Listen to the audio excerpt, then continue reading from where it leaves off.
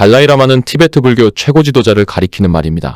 그러나 실질적으로 티베트의 정치적 지도자 역할도 맡으며 다른 종교 지도자에 비해 더 높은 지위와 큰 권위를 가지고 있죠. 교황의 역할과 더불어 왕과 같은 국가원수의 역할을 동시에 수행하는 사람이라고 이해하시면 되겠습니다. 기존에는 입헌군주국의 총리와 같은 정부 수반의 역할 역시도 맡고 있었으나 2011년에 총리에게 정부 수반으로서의 지위를 이양하면서 현재는 종교 지도자와 국가원수 역할만을 맡고 있습니다. 달라이라마란 몽골어와 티베트어로 바다와 같이 넓은 지혜를 지닌 스승이라는 뜻입니다. 현대의 정치적 영향력을 가진 다른 엘리트들과는 달리 스승이자 인격자로서 티베트인들의 존경을 받는 인물이죠. 티베트인들은 달라이라마를 고귀한 지도자라는 뜻의 게라 림포체 혹은 고귀한 존재라는 뜻의 꾼딘이라고 부르기도 한다죠. 정치적으로 어려운 상황에 처해 있는 티베트인들에게 그 존재 자체만으로도 희망이 되는 인물입니다.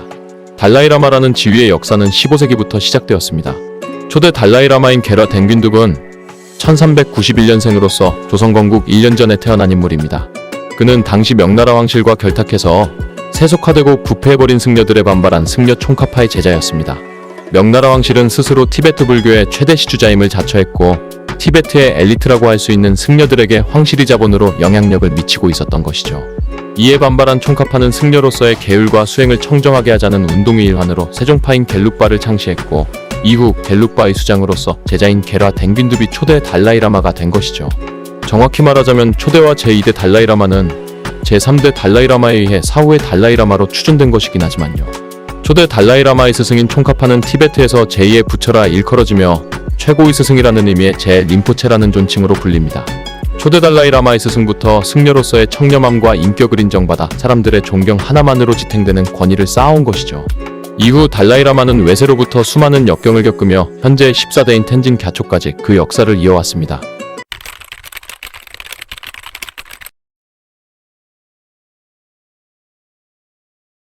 달라이라마로서의 자격은 철저히 종교적 방식에 의해 증명됩니다.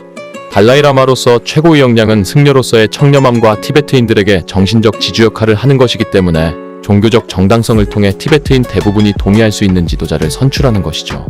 추후 설명드리겠지만 달라이라마는 사실상 자격이 있는 사람이 되는 것이라기보다는 한 사람을 자격이 있는 달라이라마로서 키워내는 것에 가깝습니다. 달라이라마 지위승계에서 가장 기본적인 개념은 불교의 윤회입니다. 달라이라마가 사망하게 되면 그의 영혼이 윤회에 의해서 다른 아이의 몸으로 환생한다고 믿는 것이죠. 달라이라마는 관세음보살의 화신으로서 세상 모든 중생들을 열반에 들게 할 책임이 있기 때문에 계속해서 환생을 하며 그 역할을 이어나간다는 믿음이 있다고 합니다. 티베트인들은 윤회에 대한 믿음이 남다릅니다. 달라이라마뿐만 아니라 존경받는 승려들 역시도 환생을 한다고 믿으며 몇몇 승려들은 죽기 전에 자신이 환생할 날짜와 장소를 남기고 죽는 경우도 있다고 하네요. 어쨌든 달라이라마가 사망하게 되면 승려들은 다음 달라이라마가 될 아이를 찾으러 다니기 시작합니다. 이 승려들을 이끄는 사람을 판첸 라마라고 부르죠. 과거에는 달라이라마가 사망하면 사망한 달라이라마의 고향 근처에서 그 다음 달라이라마를 찾는 것이 일반적이었다고 합니다. 한번 달라이라마가 태어난 곳인 만큼 신성한 땅으로 여겨졌고 자신에게 익숙한 고향에서 달라이라마가 환생할 가능성이 높다고 판단했기 때문이죠. 그러나 시간이 지나면서 이런 전통은 점점 사라지고 고승들의 종교적 의식에 의해 달라이라마의 후계자를 찾게 되었다고 하네요. 달라이라마를 보호하는 여신인 빨대나무의 성지에는 여신이호수라 불리는 큰 호수가 있다고 합니다. 고승들이 그곳에서 명상을 하며 다음 달라이라마에 관한 계시를 받는다고 하죠. 고승들이 그곳에서 명상을 하면 특정 단어들이나 달라이라마가 환생한 집 혹은 주변 환경들이 계시로 보인다고 하네요. 고승들이 자신들이 받은 계시를 전하면 판첸라마는 승려들을 이끌고 이 계시를 근거로 해서 달라이라마 후계자를 찾아 나서는 것이죠. 판첸라마와 승려들은 달라이라마의 가능성이 있는 후보자들을 데리고 돌아오는데 단 한 명일 수도 있고 여러 명일 수도 있다고 합니다. 그들을 데리고 와서 최종적으로 달라이라마의 환생임을 확인하는 절차를 거치죠. 바로 사망한 달라이라마의 유품들을 구분할 수 있는지 확인하는 것입니다. 달라이라마의 환생이라면 자신이 전생에 쓰던 물건을 알아볼 수 있을 것이라는 생각으로 행하는 것이라 하죠. 네팔의 쿠마리를 찾을 때 쓰는 방법이 떠오르네요. 이런 과정을 거쳐 최종적으로 달라이라마로 인정받은 아이는 그 즉시 달라이라마로 활동하기 위한 교육에 들어가게 됩니다. 대부분 달라이라마들은 10세 미만의 아주 어린 나이에 선출되기 때문에 16세에서 20세쯤 정식으로 즉위하기 전까지 정치적 권한은 정부와 섭정이 대신하게 됩니다. 섭정은 고승 한 명과 정치적 행정적 전문성을 갖춘 속인 한 명으로 구성되어 있습니다. 그때까지는 종교적 상징으로서의 역할만을 담당하는 것이죠. 많은 사람들이 어린 나이에 비과학적인 방법으로 선출된 달라이라마의 역량에 대해 의심하고 걱정하지만 달라이라마는 생각보다 체계적인 틀 안에서 완성됩니다. 달라이라마가 지도자로서 완성되지 못한 시기에는 적절한 역량을 갖춘 인물들이 그 역할을 대신하고 그들 또한 일부러 종교와 정치 행정의 균형을 갖춘 두 명으로 구성한 것이죠. 그리고 때묻지 않은 어린 달라이라마는 그동안 최고의 스승들 아래에서 혹독한 지도자 수업을 받는 것입니다. 이건 제 개인적인 추측입니다만 애초에 판첼라마가 달라이라마 후보를 데리고 올 때도 그 아이가 달라이라마의 제목인지 여러 가지 방법으로 검증을 한 후에 데려오지 않을까 싶습니다. 하지만 종교적 계시로 지도자 후보를 선출한다는 것이 달라이라마 체제의 가장 큰 약점입니다.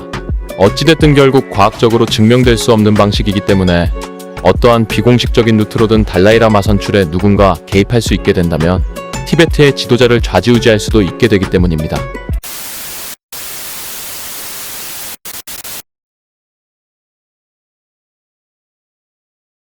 (1949년) 마오쩌둥은 중화인민공화국을 세우고 티베트를 중화인민공화국에 편입시켰습니다. 이후 마오쩌둥은 티베트인들에게 자치권을 제시하며 중국의 일부로 서남을 것을 제안했으나 티베트인들의 반응은 냉담했죠. 회의로는 원하는 것을 얻을 수 없다고 판단했는지 중국은 1950년 현 티베트 자치구인 창두시를 무력 점령하기에 이릅니다. 이후 중국은 티베트를 대표하는 괴뢰를 스스로 티베트에 파견하여 협정에 조인하도록 했죠. 혼자서 북치고 장구치고 다 한 겁니다. 이에 제14대 달라이라마인 텐징갸초는 해외로 망명하여 협정의 무효를 주장하고자 했습니다. 하지만 많은 승려들이 그의 복귀를 간절히 바라고 있었고 지도자의 자리를 오래 비울 수 없다고 판단한 그는 복귀하여 중국의 요구를 받아들이며 티베트는 중국의 자치정부가 됩니다. 그러나 이후로도 중국 정부는 티베트 사회의 엘리트인 승려들의 권위를 약화시키고자 했습니다. 티베트가 자신들의 정체성을 버리고 중국에 동화되는데 큰 걸림돌이라고 판단했기 때문이죠. 이에 분노한 티베트인들은 1959년 민중봉기를 일으켰고 중국은 다시 한번 무력으로 이들을 처참하게 짓밟았습니다. 이로 인해 총 12만여 명에 달하는 티베트인들이 학살되고 중국군에 의해 6천여 개의 불교 사원이 파괴되었습니다. 유엔을 비롯한 국제기구에서도 중국의 티베트 탄압 중단을 위한 결의안을 세 차례나 채택했죠. 이에 달라이라마인 텐징갸초는 국제사회의 지지를 믿고 해외로 망명해 티베트의 독립을 호소하기에 이릅니다. 중국 정부에게 달라이라마의 존재는 당연히 눈엣 가시였습니다. 달라이라마가 존재하는 한 티베트의 정체성은 사라지지 않을 것이고 그 달라이라마가 국제사회에 지속적으로 티베트 독립을 호소하고 있었기 때문입니다. 심지어 달라이라마는 1989년 노벨평화상을 받기까지 하죠. 티베트 승려들의 권위를 떨어뜨리기 힘들다고 판단한 중국은 급기야 그 권위를 자신들이 강탈하고자 시도합니다. 달라이라마를 자신들이 뽑으면 되지 않겠느냐는 발상에 이르게 된 것이죠. 중국 정부는 텐징갸초가 임명한 판첸라마 11세를 납치하고 다른 인물을 내세워 그가 진짜 판첸라마 11세라고 주장합니다. 앞서 말씀드렸다시피 판첸라마는 달라이라마 계승자를 찾는 역할을 하는 사람입니다. 자신들이 판첸라마를 직접 세운다는 것은 다음 달라이라마 역시 자신들이 세우겠다는 야욕을 드러낸 셈이죠. 텐징갸초는 중국이 세운 판첸라마를 부정하는 한편 자신을 계승할 달라이라마는 인도에서 환생할 것이라는 말을 남기며 중국 정부의 야욕을 저지하고자 했습니다. 또한 후계자를 민주적으로 뽑을 수도 있다, 달라이라마 제도를 폐지할 수도 있다 등의 발언으로 중국 정부가 허수아비를 티베트의 지도자로 세우게 두지 않겠다는 의지를 강하게 피력하고 있습니다.